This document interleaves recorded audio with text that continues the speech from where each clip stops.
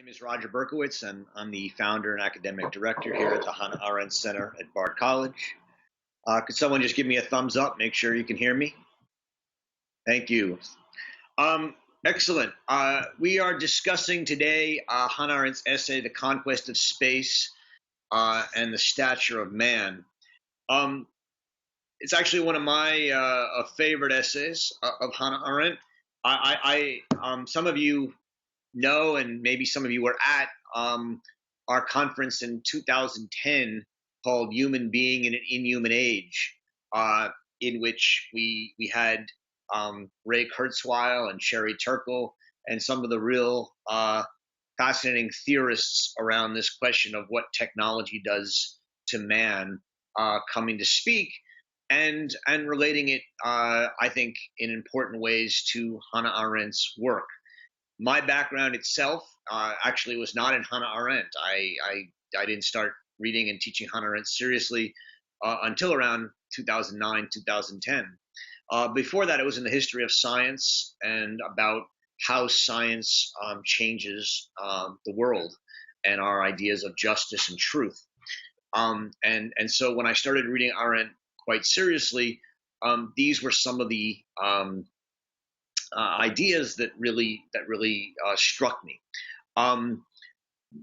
This is an essay on the one hand that has its roots in the pages of The Human Condition. So for those of you who've read The Human Condition, the prologue, as well as the whole final section called Vita Activa in the Modern Age, are very much about what she will call world and earth alienation, and especially earth alienation, which has its roots in science and the rise of science. And the main figure of that in The Human Condition is Galileo. Galileo, as you all know, invents the telescope. And the telescope is this extraordinary thing because it allows us to see mountains on the moon, right? Just to take one example, with a certainty of sense perception.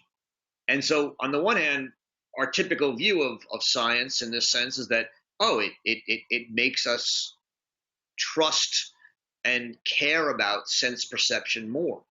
But Arendt sees it quite differently, because what it does, she says, is makes us distrust our senses.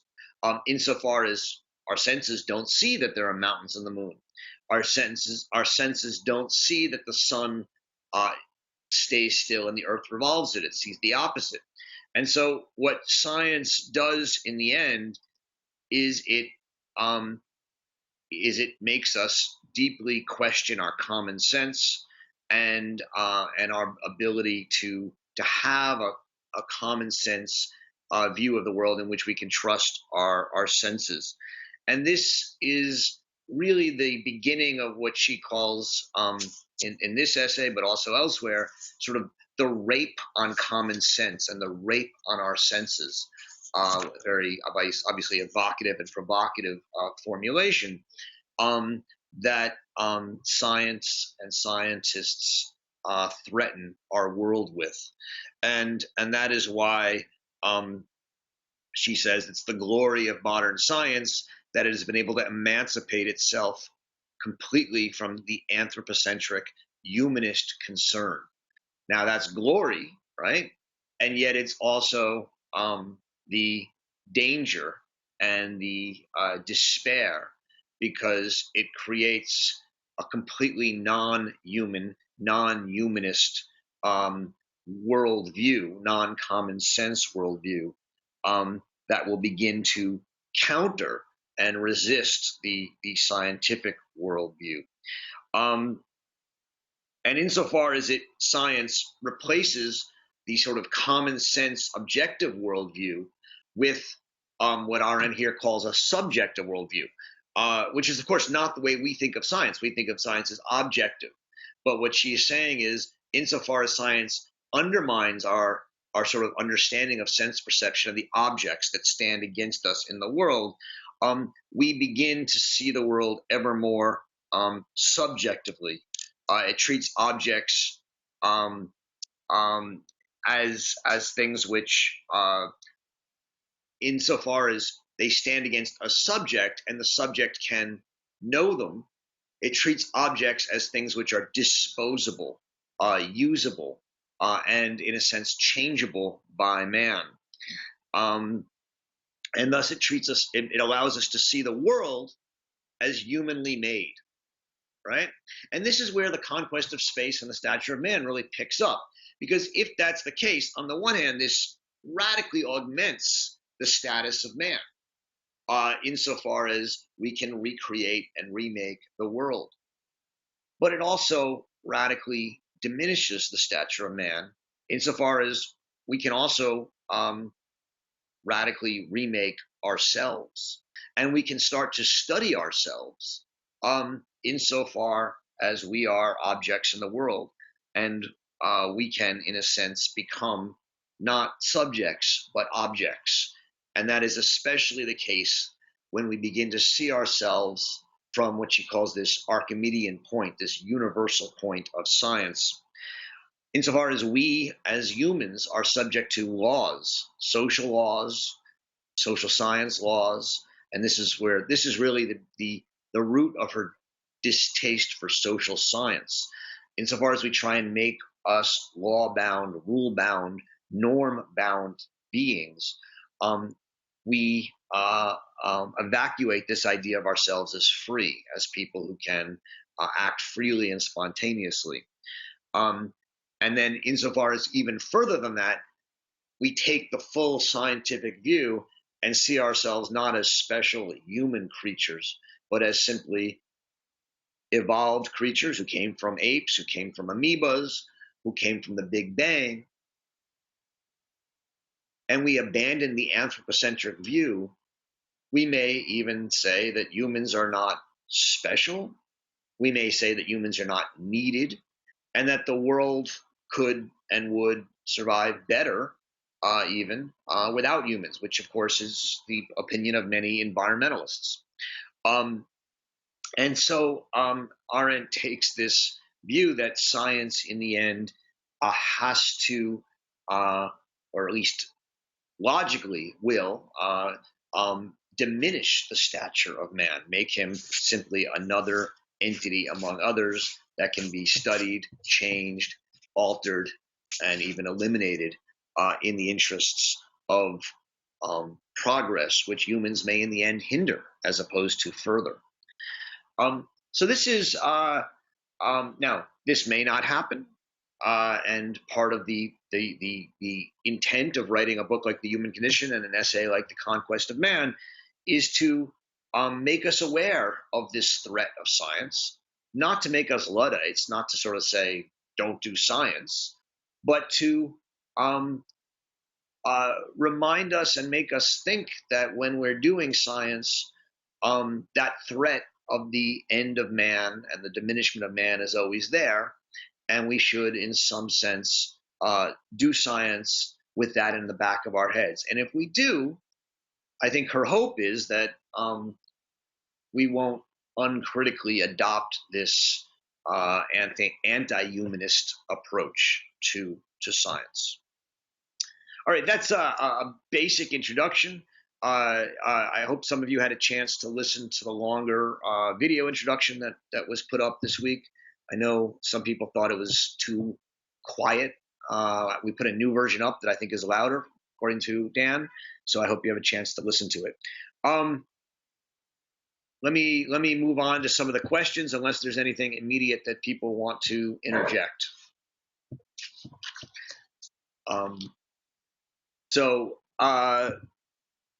Bob writes that he finds Arendt's choice of the term stature of man curious, if not precious. I like that.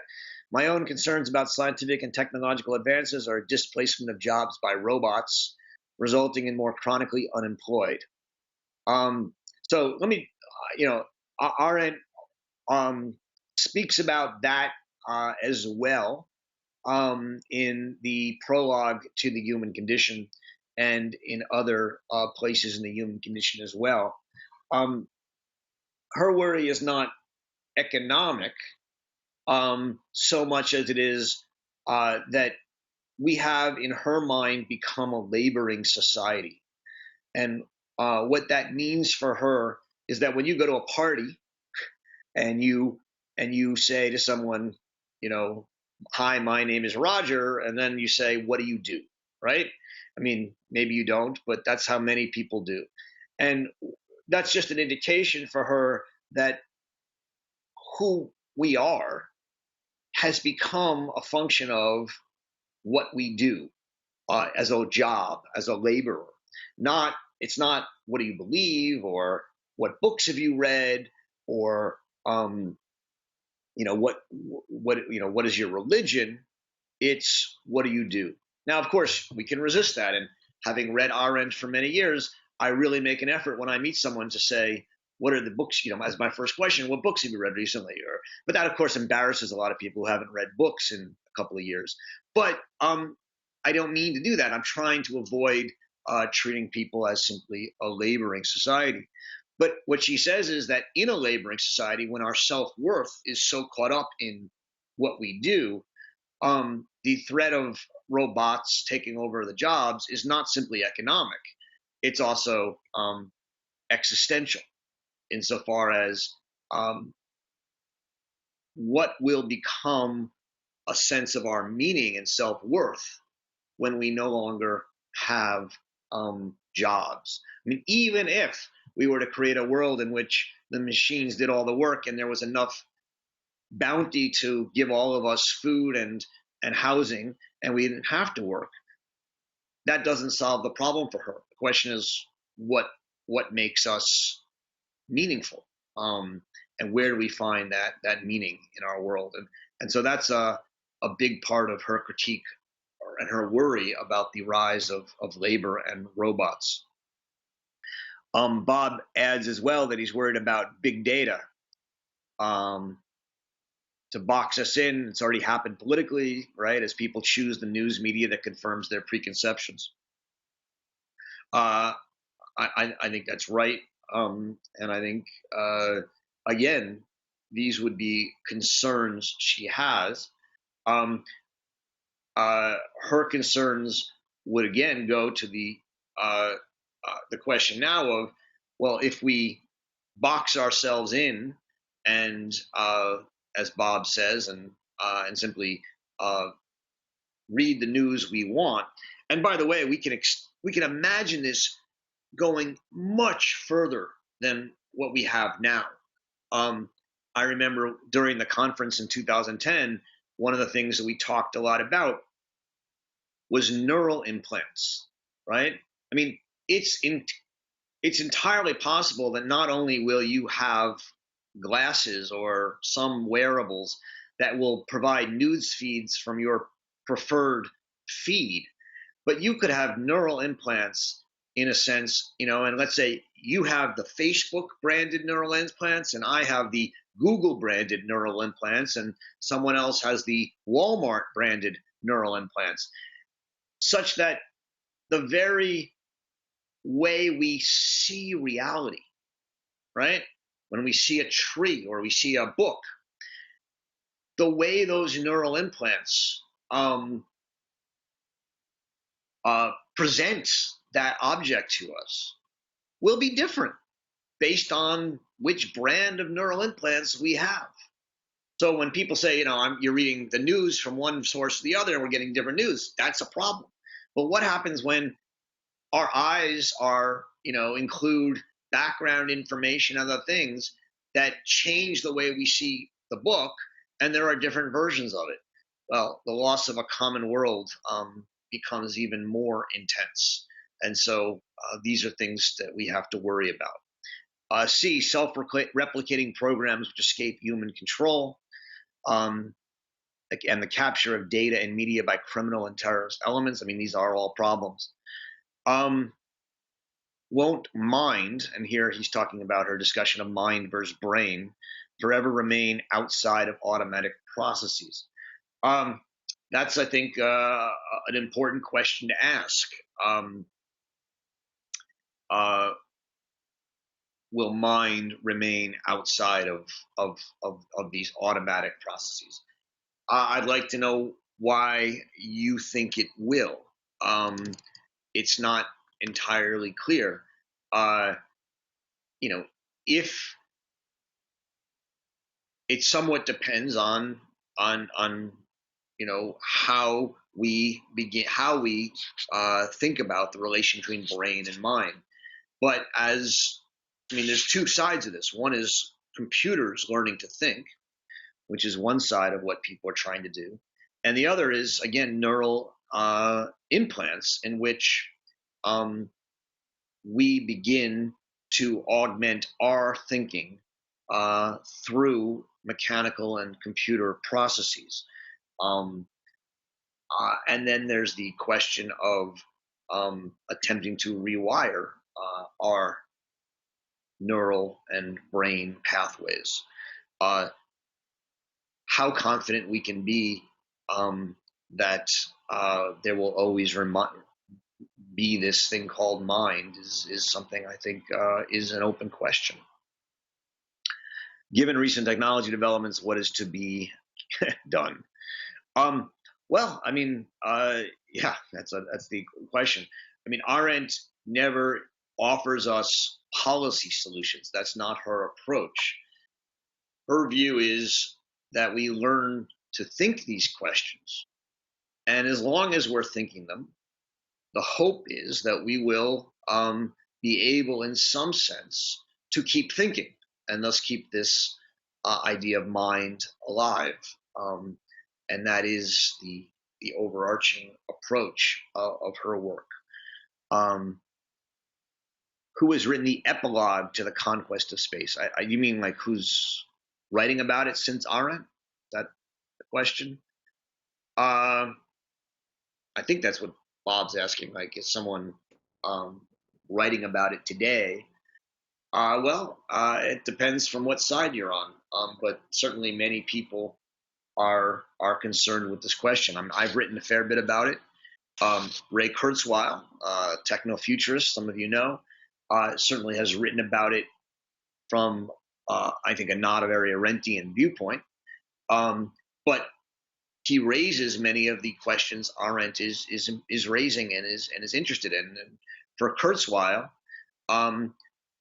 what makes us human is not that we think, it's that we become ever more powerful and ever more able to do things. Humans constantly overcome their limitations. That's Kurzweil's definition of what it means to be human. It has a Nietzschean element to it, the will to power. And so from his point of view, if we were to completely merge humans with cyborgs, it doesn't threaten humanity, because humanity will change and become ever more powerful, even if it in the end merges with a kind of universal intelligence, which he calls the singularity. Obviously, Arendt disagrees with that, and there are people who disagree with that today. Sherry Turkle is one. Like I said, I've written on it as well, and these are the kind of questions she's asked. Okay, let me stop there. There's a lot in Bob's questions, and I tried to give some quick answers to any of them. Maybe there's some follow-ups from Bob or others that have an interest in some of these points before I move on. I've taken up enough time, so please go to somebody else. Thank you.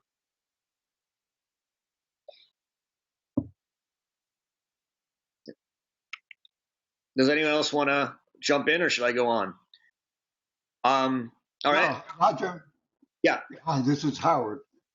To some extent, we already have arrived, and we have more diversity in thought, more diversity of how we understand, less ability to rely on our senses. The example that I think of is I live in Florida, and of course this is hurricane season. So every night I watch the weather and I learn about what's going on off the coast of Africa and the dust from the Sahara Desert, none of which I can see or feel or smell, but it raises questions of risk for me as far as my potential for the next week or so, weather-wise. Uh, uh, in so many ways, we live in this world, and I think we have changed as human beings. I certainly am not the human being that I was in the 1950s and 1960s, not even close. So it seems to me that I don't think we ever were, but I think we become more diverse, not less diverse, as a result of technology and some of these issues that you've raised. And so what becomes important from my perspective is the ability of people with very different observations, very different points of view, to be able to confront each other, exchange in some kind of way that's not hostile, so that both people have, or both ideas have the ability to understand each other and to modify individual positions based on the exchange. And I think that's one of the things that we're having a problem with today, that if you're on the left, it's not only that you differ from the right, you can't even talk to anyone on the right. And the same is true the other way around. So, I think what she's talking about is something that is there. I don't see human beings as being static. I think they change and they're dynamic, and we're in a process. And where it goes, I think that's a big question. Yeah, Howard, I think most of what you say, I think, is dead on. She certainly thinks humans change. I mean, the premise of the book, The Human Condition, right, is that there has been it's not about human nature, but it's about the fact that there's a condition that humans have been conditioned by a kind of world. And that world has existed for a few millennia. And what she tries to do in that book is say, look, there are some basic faculties of human beings as they've been conditioned by the world that has emerged since the Greeks, more or less. And those faculties are things like labor, work, and action, and a few others, but those are the main ones. And what she's saying is that the rise of this science actually threatens the very world that we had been conditioned by, so that this kind of humanity emerged over these few millennia. And that, part of that world was what she calls earthliness, that we are, in a sense, born into a world beyond our control and fated. And even though part of that world is also that humans can change the world and humans can radically alter the world through science and technology and know-how, there was always a part of humanity that was unchangeable, that was fated, that was based on fortune or luck. And that one of the great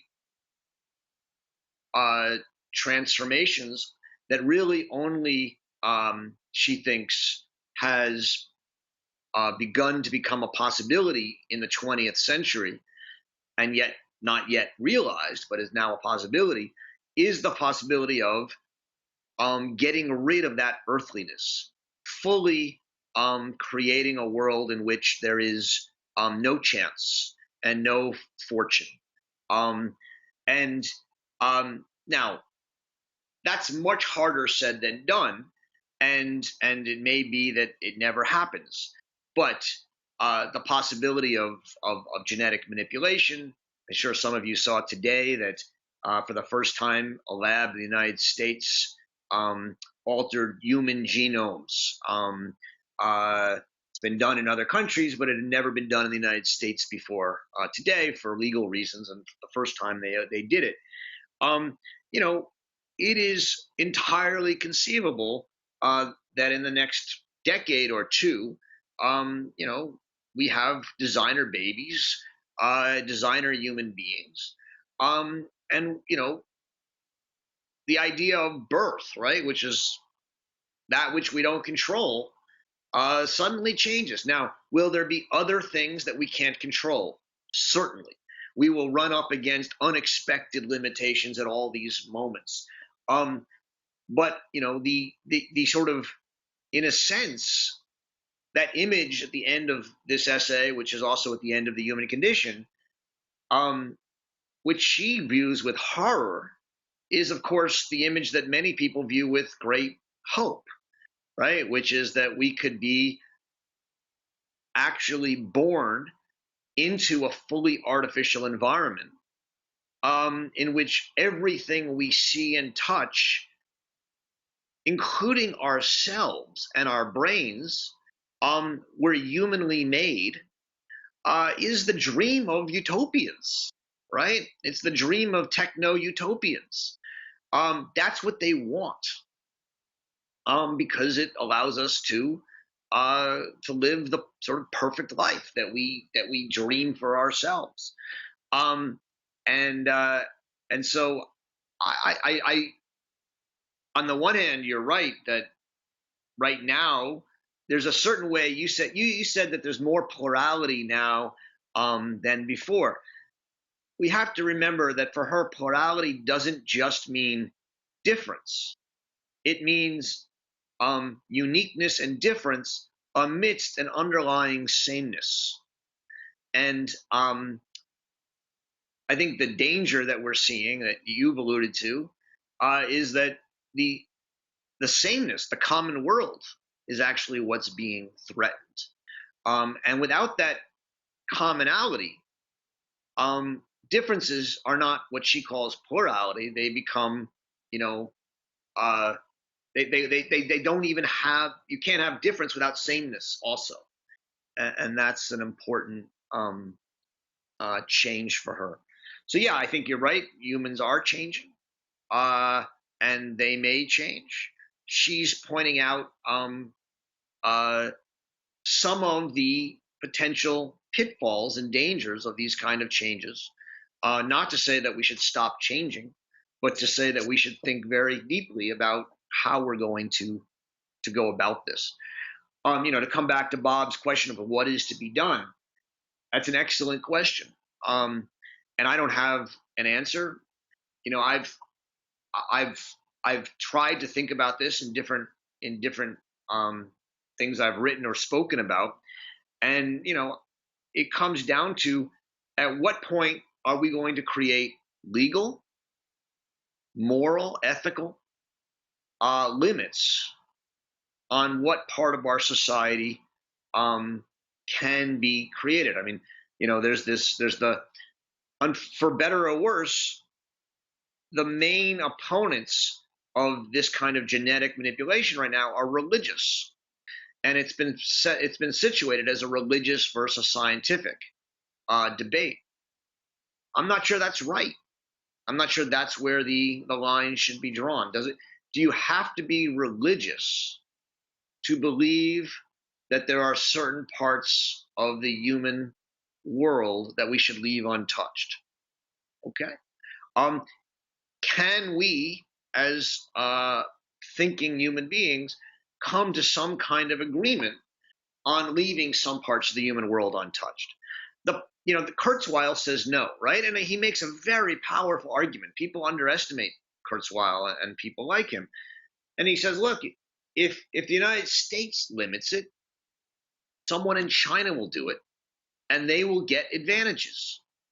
And and people in the United States will demand these kind of changes because they don't want to fall behind artificial people or enhanced people in China. And he's right. It's very hard to do this, and to set these limits. And how we do so, if we can do so, I'm not at all confident in. And so that raises the question of, well, if we do keep enhancing ourselves and we do keep artificially recreating the world, what will that mean? I mean, and some of you know that Elon Musk and his SpaceX program, the whole premise is to colonize Mars, right? Well, again, the point is to live in a completely humanly designed and created artificial environment.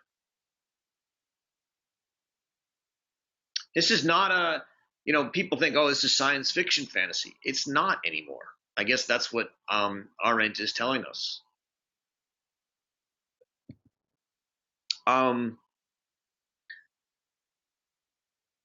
So I see Howard, you basically asked this question here, I think. So I can move on to Suzanne. Is that right, Howard? Or is there a part of the question you wrote that you want me to focus on?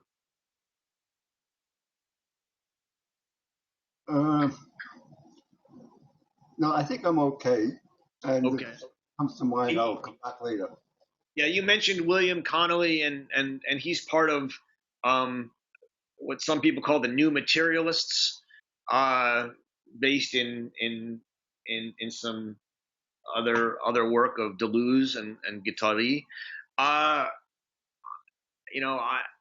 In a sense, there's a large part of that which is treating humans simply as force fields and objects that have less humanity, less distinction from them.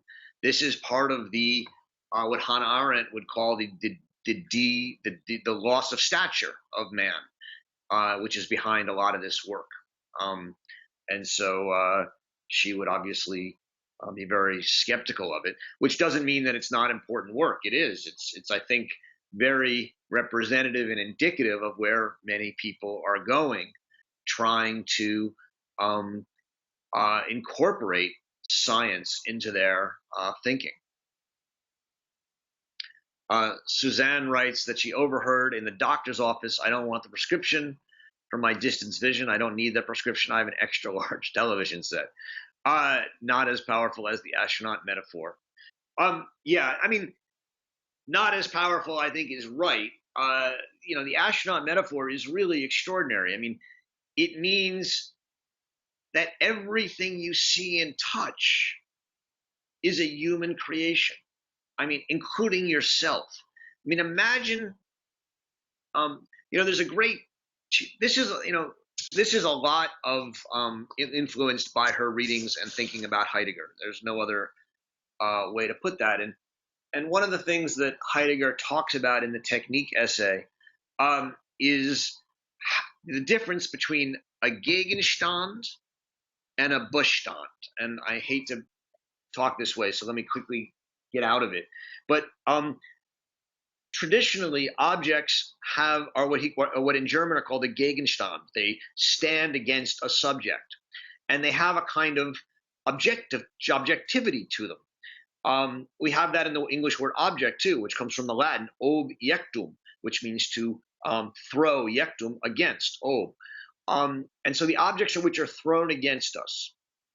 And a subject is the throwing under. It's that which is thrown under the object and that is thrown against us.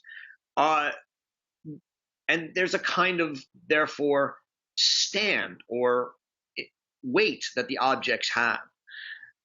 Heidegger's argument in the Techniques essay is that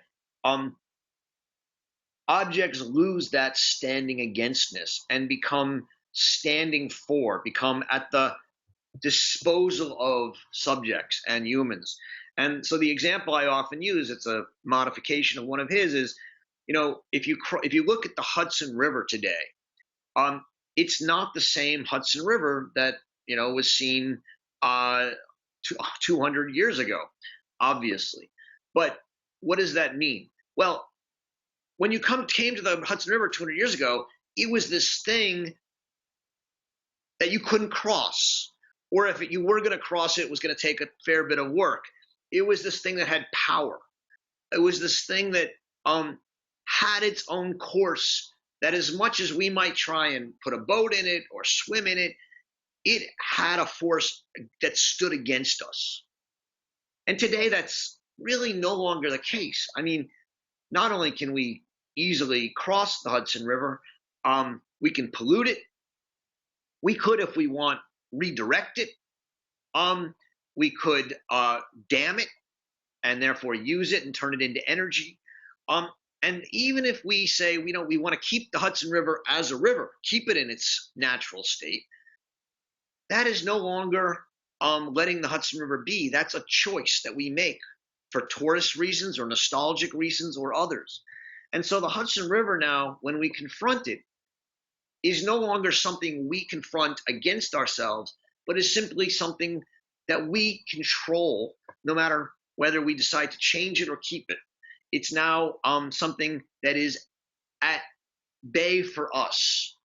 And this change in the nature of the objects in the world is increasingly such that even we, right, today, are objects that we can decide whether to control or not. We can decide whether to genetically manipulate future human beings or not. Even if we legally, right, decide to outlaw genetic manipulation, we make that choice. And in making that choice, humans become something that humans are choosing that they become, even if we keep them as they are. And thus, even if we keep them as they are, we change them in some way because they're now something that stay as they are because of our will. That's an extraordinary transformation. And it changes the very nature of the world, of the things in it, including ourselves. And that's, I think, what Arendt is trying to get at with that space capsule metaphor.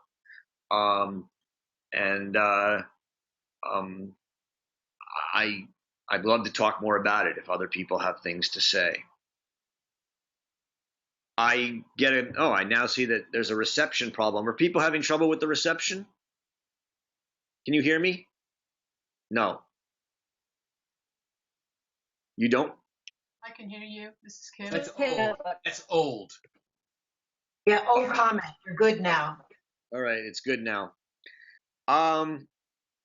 Jack writes, in my opinion, we already have neural implants. Well, you're right, we do. They're called neurons. Why would anyone believe that without direction from machines, any two people see reality the same way? What we generally call common sense is created by people who bring us up in the culture. So I think, I think you're confusing two things or three things here, Jack. On the one hand, you're absolutely right. There's no one universal human common sense. And I would say that different families, different cultures, different languages undoubtedly present different common sense to people. And yet, for the most part, neurologically, people still see colors, trees, objects, still feel. Obviously, there's different neurological disorders that allow that to be different, and maybe we shouldn't call them disorders, but something else. But I think, so yes, there are different worlds created by cultures and languages, I think, especially. And yet there are worlds within each culture and within each language, and there are ways that people try and translate those cultures. Neurological implants that alter this with a political or a particular scientific or other bent will in some ways just be another variation, but I think it will potentially make it significantly harder to overcome those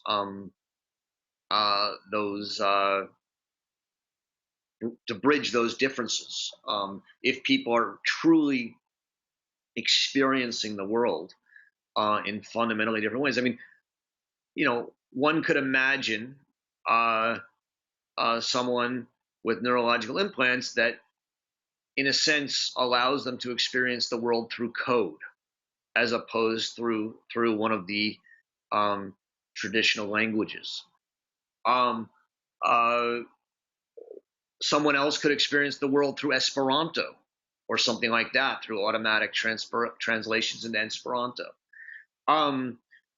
Someone could filter out, I mean, just to use an example, all blue, right? I mean, someone else could filter out human noise or animal noise, right? I mean, you could just imagine the different possibilities. I'm not saying people will want them or not. I don't know.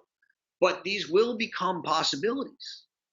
And when you go through the world not hearing certain kinds of sounds or seeing certain signs of color, yeah, you still would be able to talk to someone else, but I think you're going to see the world in a fundamentally different way. Now, when I speak English and you speak Chinese, we also see the world in a fundamentally different way. But I think it's just going to increase the variations and the divergences that will be harder to overcome. Sam writes, Elon Musk gave a speech a while ago about the existential threat of robots, which is worth reading or listening to. Yeah, I mean, there are a number of people, Musk is amongst them, who worry about this.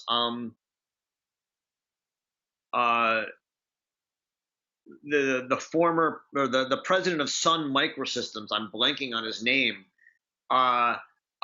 said a number of years ago in a line that I used to quote a lot, that in a time of economic growth, the rise of robots is not so much of a problem, but if we hit into real recession or depression, we will be faced with the situation of 30 to 40% of the human race being economically superfluous. And in such a moment when people have to choose between their own services or paying to take care of 30 to 40% of the race, he thinks it's quite likely that they will choose to simply eliminate those folks. This was the CEO of Sun Microsystems, one of the larger technology companies. And he was raising it as a question. He wasn't saying he supports it. But, I think there's a lot of people who deeply worry about what's going to happen. Robots are one part of it. Neural implants and other things are another. So, whether Elon Musk what his real worries are and whether he's, thinking about these things in a way that is worth our paying attention to is, I think, an interesting question. So I encourage you to read his speech. Harold writes, one could argue that the picture of the Earth taken from space has changed our perception of the planet. Yeah, I mean, absolutely. And Arendt argues that as well. In The Human Condition, she writes that the launch of Sputnik was more so than nuclear weapons or the exploding of the bombs in Hiroshima and Nagasaki, was the event that fully brought the modern age into being. Why the launch of Sputnik?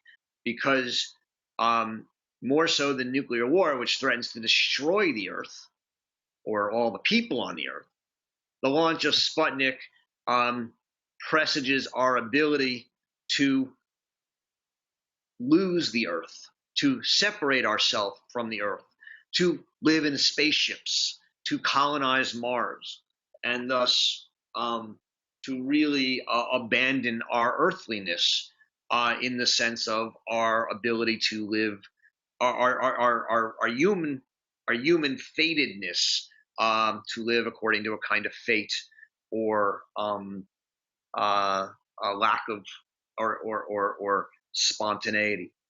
And so for her, the launch of Sputnik is what sort of presages that. The picture of the Earth is part of that as well. It reminds us that we are simply, that our being on Earth, which we take, naturally as like this is the world, is not the world, and that we are just small creatures in a much larger universe. Sure. So are there any? Roger, I'd just like to make a quick comment on the picture of the Earth from space, which is that during the 60s, there was almost a movement. There was a very widespread complaint that we had not yet seen a picture of the Earth. It was in the form of bumper stickers and T-shirts that said, "Why haven't we seen a picture of the whole Earth yet?" And there was a delay of some years between the capability to take such a picture and publish it and its actual publication. Whether that delay was because some people thought secrets needed to be kept, or whether it had to do with some technological difficulty or whatever, nobody ever knew. But my point here is that even such a vision shattering event like seeing a picture of the whole Earth from space, even that somehow is subject to other factors in human life, that there are other things going on in the society that always have to be taken account when we have discussions of this type. When we're talking about what science will do or technology will do or whatever, there's always the political context, the social context, the historical moment. All of those impinge on it.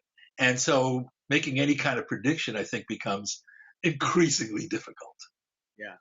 I'll just mention, because Hannah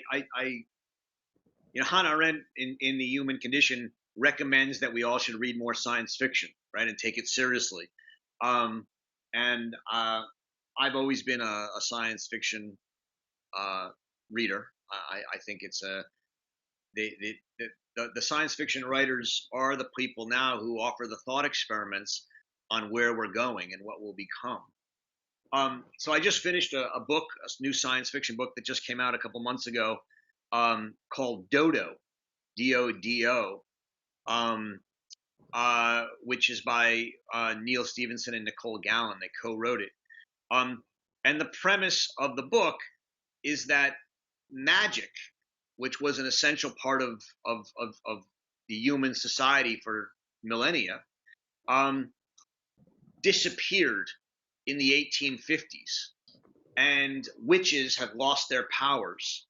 And there's a fascinating thing about the attempt to recreate magic, but the act, and they try and figure out why magic disappeared so they could try and bring it back. And the act or the event that doomed magic was the publication of the solar eclipse in 1850, the photograph, that in publishing it, took away the mysteries and the secrets and made magic disappear from the earth. It's actually a fun book, a really interesting book. But the comments by Jack and others about the photographs and Harold's just brought it to mind. So for those who are looking for a good summer read. I just wanted to mention something I saw. I saw the end of a news report earlier this morning, kind of garbled, but the point is important. There's an employer that's going to require his employees to have a chip embedded. I assume it's a security device and so on and so forth. But I just brought up the idea that you could actually conceive doing something like that. It seemed to be kind of a little bit of an outrageous expectation. The other thing is that there's that fellow Harari who wrote *Sapiens* has a book out sort of on this, when they take when the evolution to cyborgs and so on and so on. It's inevitable in his mind anyway. Yeah, I mean, these are really things that are happening. I mean, cochlear implants are way ahead of other kinds of implants, and I'm sure some of you know that you can people who have been deaf for years can now get these implants that allow them to hear. Now, they're not the human ear; they're mechanical, and thus what you hear is sort of translated through a computer, as far as I understand it. But So it's not the same things we hear, and yet it's a simulation, and that's where the possibilities for changing and customizing the way you hear uh, uh, enter in. Um, I have a former student who worked on this material with me for many years at Bard, and then went and got a master's in technology, and now is getting a PhD in computer in architecture at Harvard, and she works on implants. But what she's trying to do is taking very seriously this question of, as we increase the possibility and the likelihood that we will have implants, and that we will increasingly experience the world mediated through computer interfaces. How can we create ethical and other guidelines so that the worlds we create are in meaningfully work? And so this is the cutting edge, and I think we all need to be thinking about it. Daphne writes, in the 1960s to 70s, the fastest growing robot industry was Japan, pulling itself to become the second largest economy with a shortage of workers. It still has a shortage of workers with no immigrants, but robots won't work. It still has a shortage of workers. So what you're saying is that robots haven't made labor superfluous. Is that the point? I think that's the point you're making, Daphne. Correct? There's another comment right underneath Sam Hill's comment there that in Japan, the use of robots was very welcome. Workers were not complaining about the fact that robots were replacing them, because otherwise Japan wouldn't have gotten to the level that it did, and so quickly. The problem about technology like that is it's really ought to be done in an appropriate way, and we don't have what I would consider an intelligent centralized government who can figure out where the macro and microeconomic needs would be to use robots intelligently. Mm-hmm. Now, you raise a couple of questions. One is if there's ever such a thing as an intelligent centralized government. And the second is, the predictions that some people make that robots will do away with jobs is one that is historically at least suspect. I mean, over history, technological innovations have displaced certain jobs and always created new ones. And I think there's a real question about whether this time is different. There's as I'm sure some of you know, the largest employment category for middle income men in the United States is truck driver. Well, I mean, there's a good chance that in the next 15 years, if not sooner, large majorities of those truck drivers will be put out of business by self-driving trucks. So one side says this is a disaster. These people will now become unemployable. And the other side says, no, there's always new jobs that are created by technology. Arendt's critique is not about that per se. It's about the loss of meaning in the potential that jobs are taken away. But yeah, I mean, she is making a claim to some degree that the kinds of jobs that emerge will be less and less able to satisfy our human sense for meaning. Now, I don't know if that's true or not. So far, it's not clear that it is true. And if anything, we're losing tons of blue collar technology, manufacturing jobs, and people are finding other jobs: personal assistants, Uber drivers. There's economic issues with that, right? Will they get insurance? Will they have retirement benefits and things like that. But in many ways, people find those jobs preferable because they're their own boss, they can set their hours, etc. And so I think there's a lot of uncertainty about what robots and things will do to jobs. That's not her main point here, but I think it's worth considering. This is Howard. I think Jack's point here is critical, and that is that everything happens in a complexity of other things, and of social structures and political structures and economic structures and ethical structures. And so when you assume that there's going to be this change, whether it's implants or self-driving vehicles or whatever, you have to be able to understand that that's not the only thing that's going to change. Everything else is going to change with it, and the relationships are going to change. And that's the difficult part, it seems to me. And my solution, which is, I'll admit, not a very good one, is that we have to do what we're doing right now this afternoon, and that is talking to each other and thinking about things together. I don't know any other solution, but I just think that we have to be much broader in our understanding of the issues that we're creating. I think that's right. I mean, I'm writing right now, as many of you know, a lot about the origins of totalitarianism, and one of the real most provocative claims in that book is that you can't understand totalitarianism, right?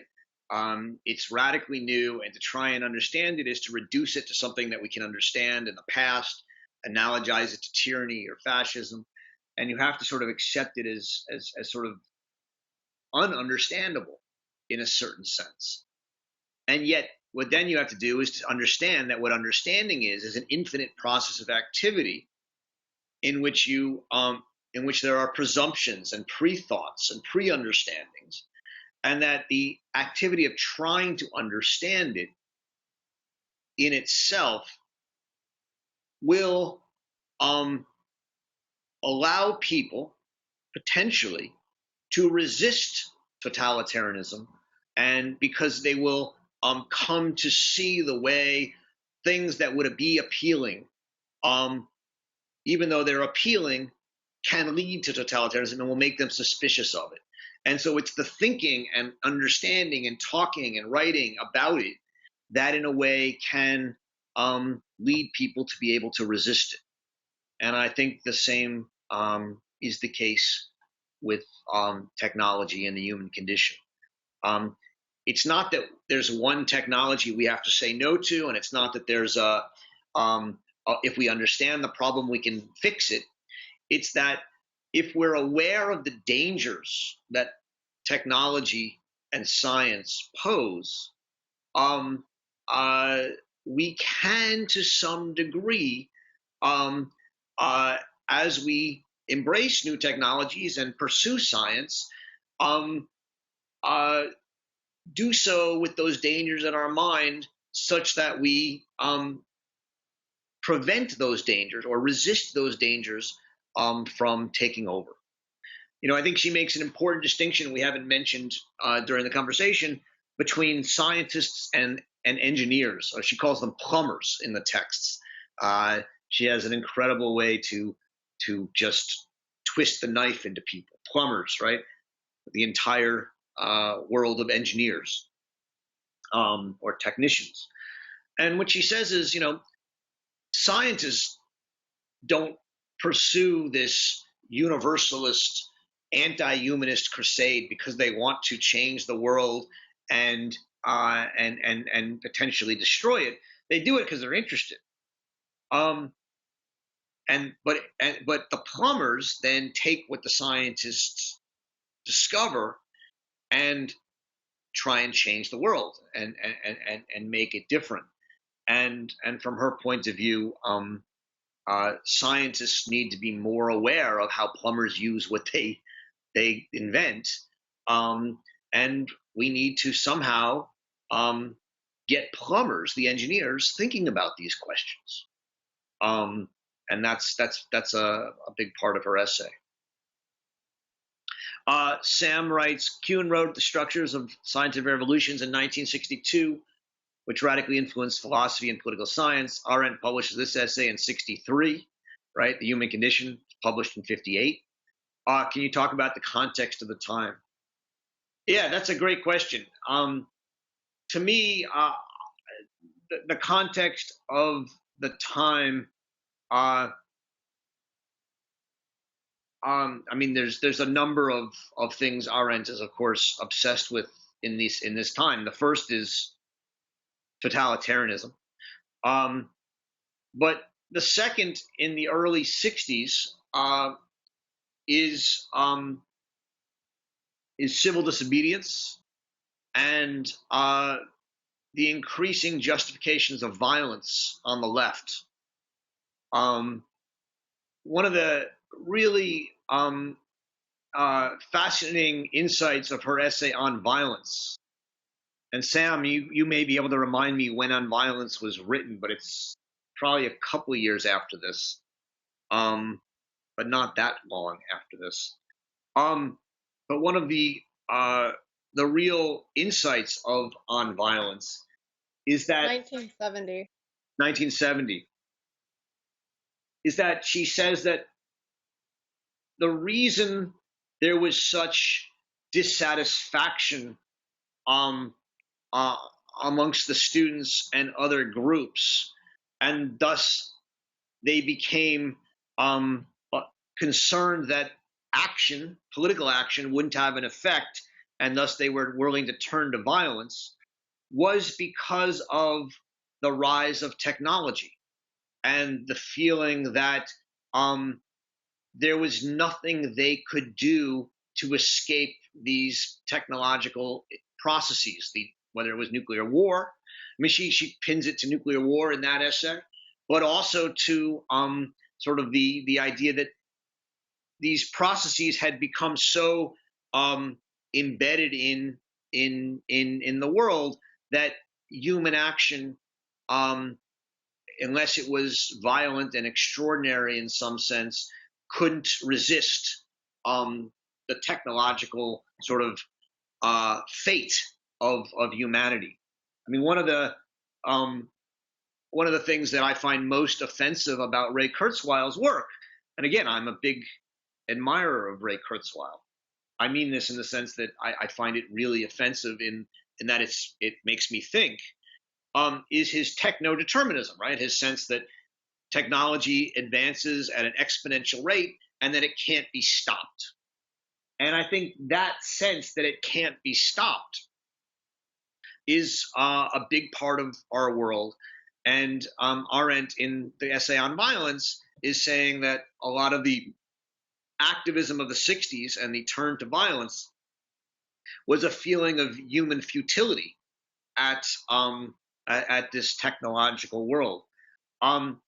Similarly, even in the 1950s or 40s and 50s, when she writes The Origins of Totalitarianism, she argues that an important part of the turn towards mass movements was a sense of futility at the democratic process and the ability of human politics to make a difference in the world, and to make the world better, and thus a turn away from politics towards authoritarianism and mass movements. I actually think that's a very important part of what's going on today, a sense that democratic politics is corrupt and failed. And in the latest World Values Survey, over, I think, 26% of millennials say that they are open to the military taking over government if it would get things done better. It's an extraordinary claim, all right? Or not claim, extraordinary data point. You can do what you want with it. But there are a number of people, including Yasha Munk, who's going to be speaking at our conference in the fall, who have been doing a lot of work with the World Values Survey and arguing that what it shows is a loss of faith in democratic institutions in the last 15 to 20 years that is unprecedented since the 1930s. And that's and so I think that that's not disconnected from the technological sense of we can't control our world and the political sense that we can't control our world, which Arendt was deeply alert to on both the political and the technological levels. So yeah, I think there is something in the air in the 1960s around technology that she is pointing to.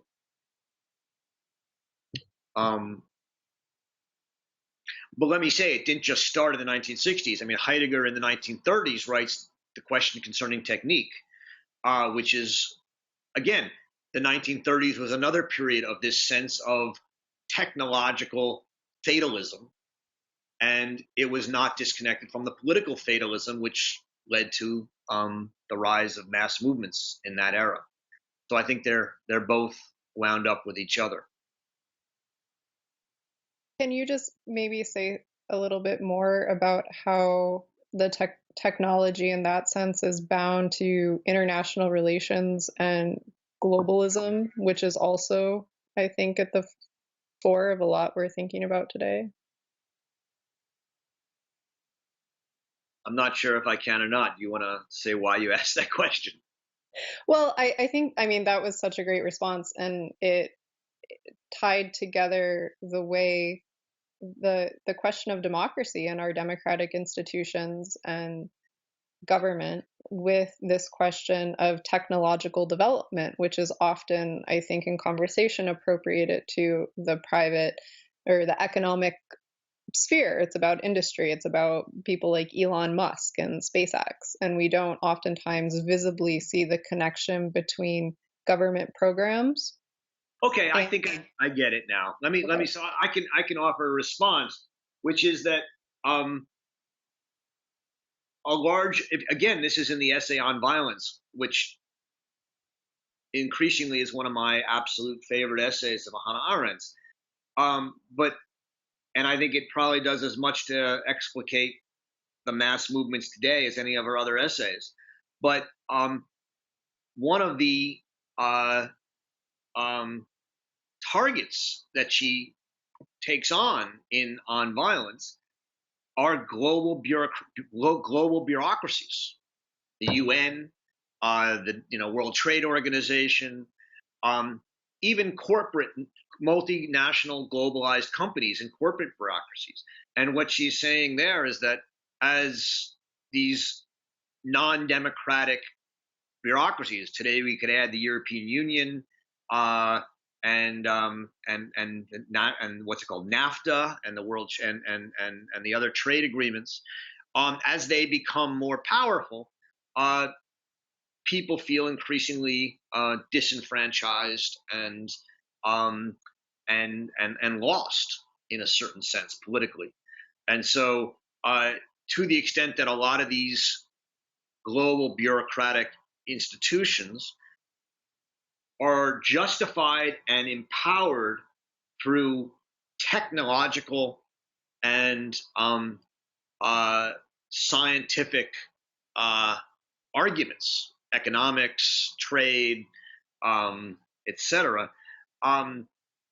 There's I think a sort of there's a technological drive towards the abandonment of local democracy and the embrace of increasingly global bureaucratic governance. And right now, much of the response of Brexit and the Trump voters and Viktor Orban and Erdogan in Turkey, a lot of it is mobilized as a nationalist response against these international global technological elites. So yeah, I think you can put it in that direction. Okay. Daphne writes, if technology can be used to serve an economic need, it might. We've already done that. Oh, I've done that. I apologize. Bob writes, you never know when you take exception to Arendt if you aren't missing the point. But we love it when we take exception to Arendt because we have to push her and us. I always want us to take exception to Arendt. But her suspicion, if not disdain for social science, does not do justice to the spectrum of social scientific thought. Of course. I'm going to say of course and go on. Also, in particular, why are social science and humanism not compatible in the way that the uncertainty principle or quantum mechanical conclusions as the way particles disperse upon being disturbed is mathematically mappable in the aggregate, but not in the particular? You may be losing me, Bob, but I'll try. Maybe there is a force in the particles themselves or outside them which weighs in such cases when too many particles tip the balance in a certain direction and need correction. All right, I'm going to have to take this in parts. So there are different kinds of social science thought. Absolutely. There are, Max Weber is a social scientist, and yet he's not what I would consider a reductive social scientist. He's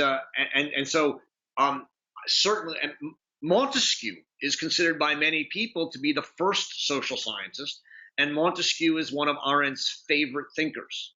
So she's not against social science insofar as social science seeks to think about the social or the political realms.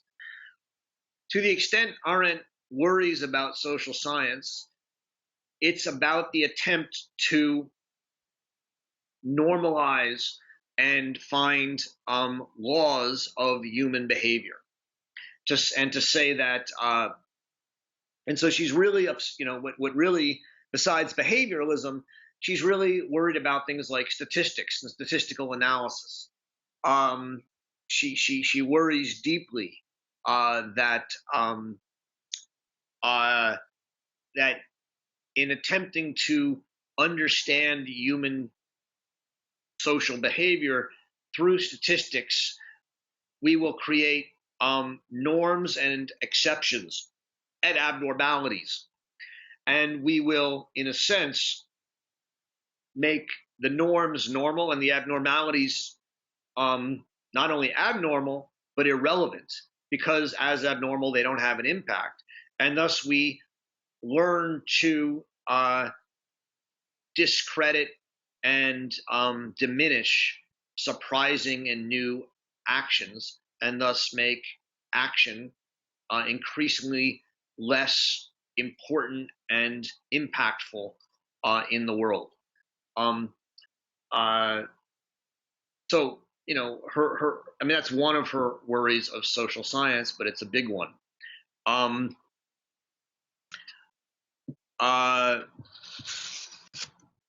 You then ask, and I don't know, I'm trying to think how they're exactly related. So why are social science and humanism not compatible? Well, because for her, social science, in imagining man as a behaving and predictable being,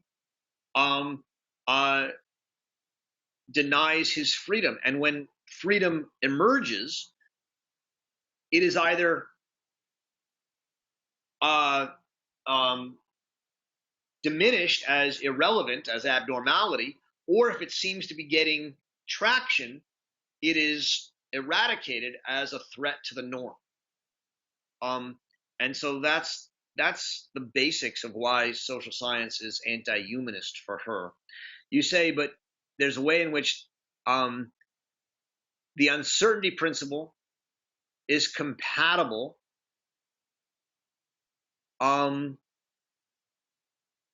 with a kind of chaos. Is that the point? Her point about the uncertainty principle, Bob, is that, and you may know this and I'm just not understanding it, so I apologize. is that it creates a kind of subjectivization of things, such that we are in control of the world. We never encounter the world. That's not something we decide how to encounter it. And eventually that will come to include ourselves. And so it boomerangs back against ourselves so that we become, in a sense, our own creations, and thus not natural or divine or fated, but simply human creations that can then be manipulated or worked upon. I may not be fully understanding your point, so I made my attempt. Yeah. Well, I'm trying to draw an analogy here using science itself or particle physics and humanism and science in the broad sense. And, to some extent, maybe it's reminiscent of matters of free will and determinism. But I don't see why statistical conclusions regularities, which deal with the aggregate, a large number of instances, cannot be compatible with, the ability of individual subjects, what have you, to choose their own way or go wayward or what have you. But in the end, something weighs in to restore the original conclusion. I don't know, maybe I'm being a little too metaphysical. No, I mean it's a good point, and I would say that you're right. It's not that statistics and the law of large numbers, as Arendt puts it in the human condition, can't be consistent with human freedom, right? That's not what she's saying. It can be. What she's saying is it's unlikely to be. And the reason she thinks it's unlikely to be is that, as the law of large numbers becomes widely accepted, aberrations will be seen as aberrations. And that means they'll either be explained as uneventful and unimpactful, or if they're somehow impactful, you'll be able to justify eradicating them or opposing them on grounds of good social science, that they're dangerous to the norm. So, and that as more and more people adopt the social science mentality, which is that the norm is the norm, and not only the statistical norm, but then for the norm as in a good thing, the norm, unnorm, human change will become ever more rare. I mean, that's the argument she makes in the section on private and public in the human condition. Well, I don't see why the aberrations can't be celebrated. And maybe even the social scientists who discover the norm, they themselves might celebrate it. Maybe they deplore the norm. They can. Again, she's not saying it can't. She says it will become ever more rare. And part of that is the double meaning of the word norm, right? Whereas norm means both normal, but also good.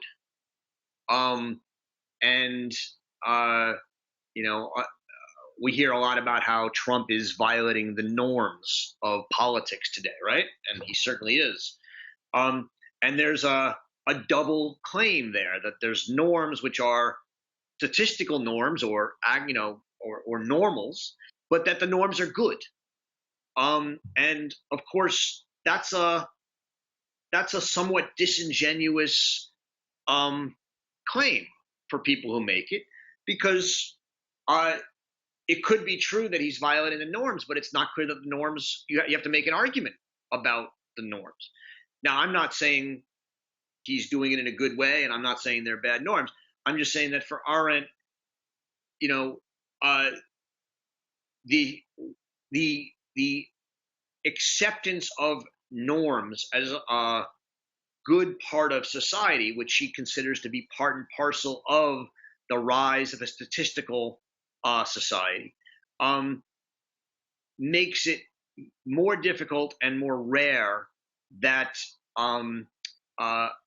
actions that radically change our world will happen, which could be good or bad, depending on what you think of the norms, right? All right, let me go on and we can come back to it. As we talk about these issues, Suzanne writes, the dangers of science and technology are clear, but it strikes me that science and technology also offer opportunities within society to rethink, debate, and enact humanism. Interesting that you raise cochlear implants. The technology led to a strong pushback from the deaf community, a strengthening of that community and their voices. Okay, yeah, I mean, so I'm not a Luddite, and I don't think Arendt was a Luddite. And none of this is supposed to be anti-science or anti-technology. It's supposed to say we should think about it. Cochlear implants, on the one hand, can lead to resistance from the deaf community and other sorts of ways of responding. But also, cochlear implants, for some people, are going to be great. And maybe it's a great thing. So, but your point about how, in a sense, resistance to and thinking about technology is a kind of, can actually inspire humanism is exactly Arendt's point, right? The point is you can't stop a lot of this stuff from happening, but by thinking about it and responding to it, you can make human judgments. Recall in the last two essays we talked about, and Stephen Most and others were talking to us about, this distinction between judgment and truth. And the claim in the essay on Crisis and Culture about how I'd rather be wrong with Plato than right with his enemies. This is, in many ways, exactly Arendt's point, that the humanist response to these technological truths, to the statistics, to the bureaucratic elites, etc., is to take sides, have opinions, and not be caught up in the fatalism of technological progress. And so that's exactly what she's trying, I think, to inspire in us. We're running out of time, so I'm going to try and read a couple of these quickly. Kim writes, my concern is that due to the extreme partisan and identity politics we are not willing to do and or not able to talk with each other about many of these critical issues. I don't feel very hopeful about achieving Arendt's themes of thinking about these questions and being able to talk about them successfully with each other. I believe she's totally right in her theme, but we seem to be getting further and further away from being able to adequately do that. Well, I fear you're right, and yet here we are. I hope this is a useful engagement. You'll all be getting an email from Dan Figa in the next couple days offering you the opportunity to bring another friend into this group for free for a year if you join up or renew your membership, or if your membership's in good shape to do that. And I hope you'll take that opportunity. But, you know, this one reading group isn't going to do it. I'm not delusional. But these are the kind of conversations we're having. And as Suzanne wrote in just the previous question, you know, the fact that the deaf community responded to cochlear implants in different ways, I think is hopeful and meaningful. You know, I in the end, I'm somewhat of an optimist, and I think Arendt was in the end an optimist. That's why she wanted to love the world and not run away from it. You know, even the debate on healthcare, right? 3 Republicans chose to talk to the Democrats. Okay, it's a small step, but I do believe Um, I do believe that the extremity of the violation of norms that's going on in politics right now, largely by one side, but on both sides, is leading to a large number of people who want to have these conversations. The problem we have right now is we don't have many spaces designed to have these conversations, right? I mean, the Hannah Arendt Center and our conferences, one of the things we do is we bring people with different views together to speak over 2 days, and that's the premise of our conferences.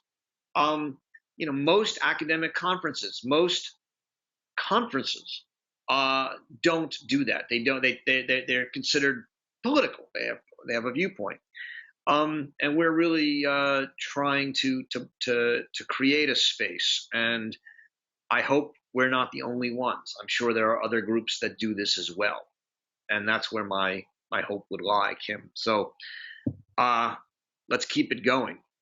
Well, I see there's more to your question, not to be pessimistic, yeah, but people who will talk about these issues are those who can profit from the results, corporations and elites who are in favor of scientific progress, and they will not have Arendt's idea of common sense in mind.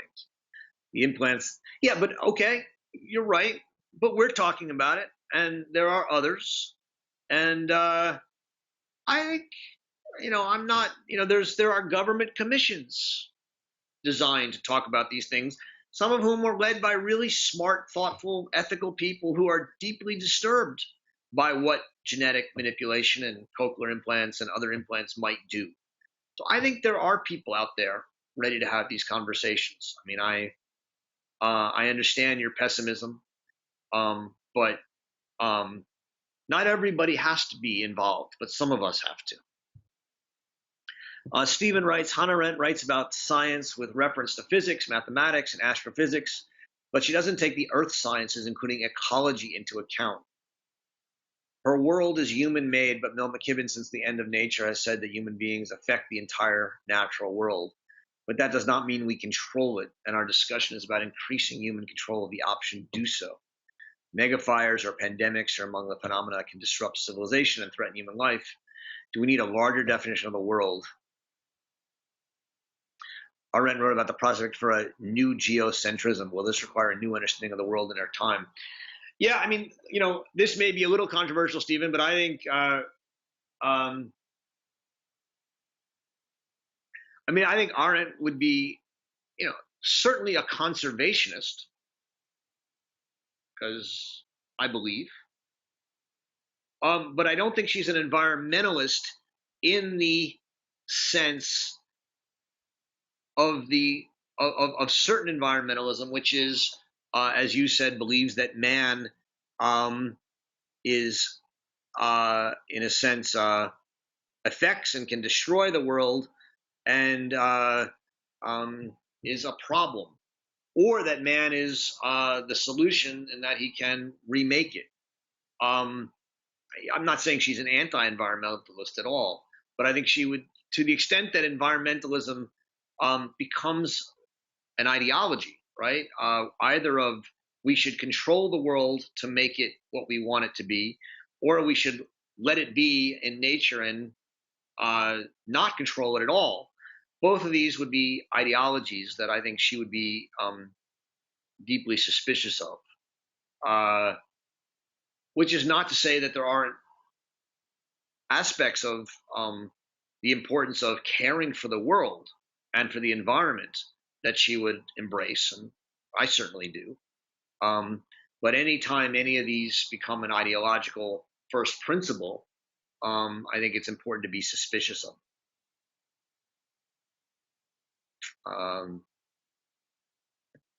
So the idea of a new geocentrism, I don't think is for her a new environmentalism. No, I think it's a resistance to the universalism of science, which too often environmentalism is complicit in.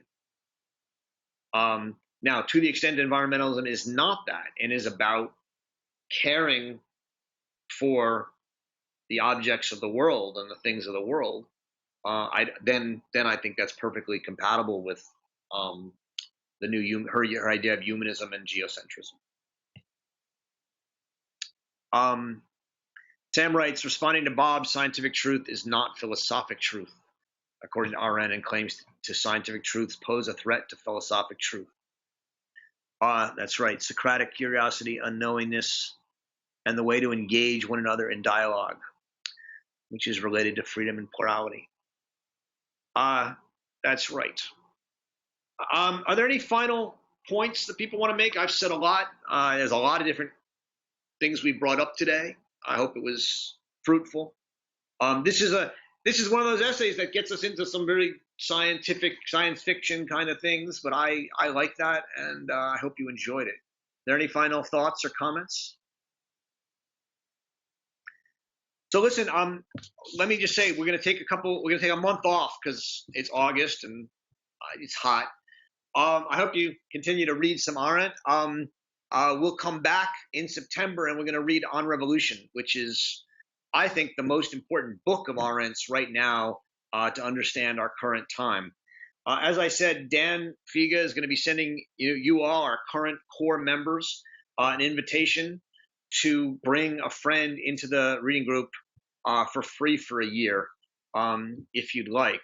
We're trying to, as I think, who said it? Daphne or Kim said, expand our community and get more people thinking and talking. So you'll have that opportunity, and I hope you use it. But whether or not you do, I hope to see you back in September. And if you do have a chance, think about coming to our conference on October 12th and 13th, which is going to be great. And it's a great opportunity to get together with your fellow Arendtians and think about, in this case, the crisis of democracy for 2 days. I hope you enjoy the rest of your summer, and I look forward to seeing you guys in September. Thanks very much.